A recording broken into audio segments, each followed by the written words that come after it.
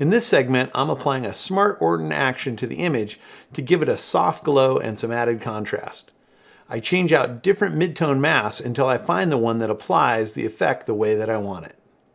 Next, I want to enhance kind of the soft light and the overall kind of glow of the image. So I'm going to use another one of the TK actions, which is called Smart Orton. And there's lots of ways to apply Orton type effects to images.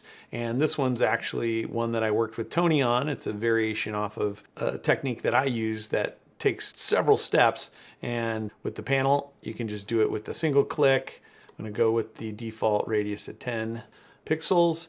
And obviously, as with a lot of Orton type effects, they're very strong at the start. So you can either work with the opacity, or I like to use masks. But before we do that, one of the things is that this unblur layer here in the Smart Orton group brings back a lot of the clarity and the detail that you lose when you do a soft glow type effect like that. I don't want to bring all of that back. I do want to add kind of some softness into here. So I'm going to bring the opacity of that unblur layer down. At 40, it's kind of like you're back to the original sharpness of the image. So I'm going to just bring in a little bit more glow, or a little more softness. And now I want to mask this, but I want to mask it with a luminosity mask just into the midtones, because as you can see, the effect is looking pretty good in the midtones, like in the sky up here, but it's a little bit too strong in the highlights, and it's definitely too strong in the darks. So if we restrict it to the midtones, I think it'll look good.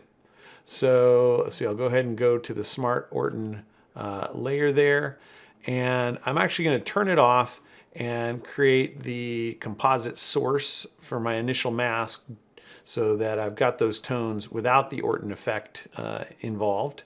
Now I can turn that back on and just apply.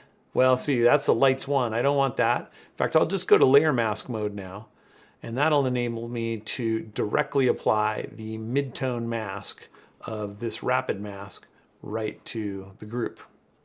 So midtone 1, there we go. And that's the effect the midtone mask is having.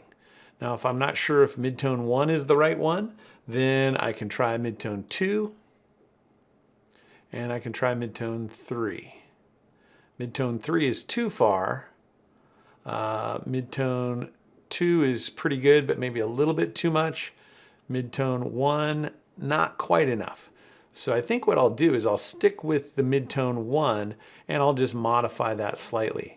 So I'll just open up a levels modification from the modify section, and I'll just increase the contrast in that midtone mask a little bit by bringing up the whites a little bit. And let's see, how much do I want it to go into the shadows? And I can watch this on the image because I'm in layer mask mode, so I get to see how changing the mask is changing the image.